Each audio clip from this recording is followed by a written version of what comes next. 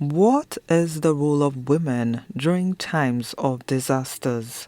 This was the underpinning focus of the Engender project, which came to a close on Thursday morning. Deputy Resident Representative, UNDP for the Eastern Caribbean, Stephanie Isabel, described the many challenges faced and obstacles overcame during the 5-year time frame. It's been a 5-year project marked by unprecedented circumstances. So launched during, as other colleagues have said, during the COVID pandemic, spanning 5 years, 9 countries, multiple regional institutions, civil society organizations, and collaborations from across the UN. So it's been quite momentous and very collaborative. I would say that the primary outcomes are both at the community level, so working with persons with disabilities, vulnerable populations, all while trying to ensure gender equality in all interventions, and supporting the resilience of these communities, people, and countries to climate change,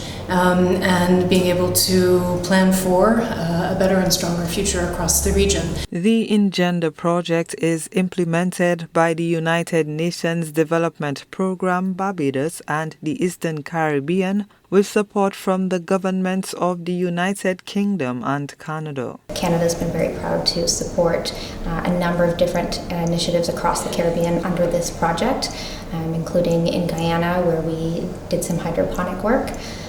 And so I'm looking forward to hearing more about the work that was done in the other countries as well.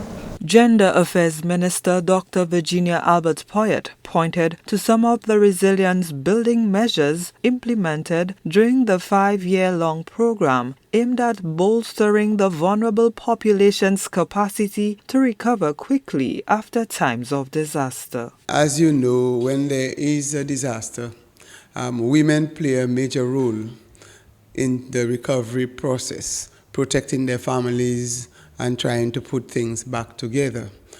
In many instances, there is not much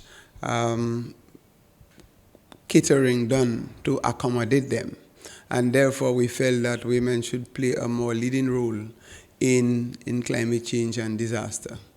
And with that, they look at areas where women could participate in a number of agricultural programs.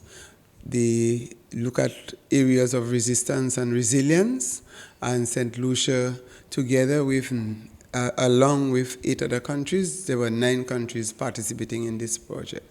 Deriso is one of the communities in receipt of an aquaponic unit used by the Council of Persons with Disabilities. The agricultural system is ideal for persons who cannot bend, do heavy lifting, or reach the ground, requires minimal care, and produces farm-fresh quality products to sustain the livelihoods of vulnerable people. For people with disability, can go out there and utilize it in a good way, because we see food crisis is going down the road, and aquaponics is the right way to go, because organic, no chemical, it's just good to go organic.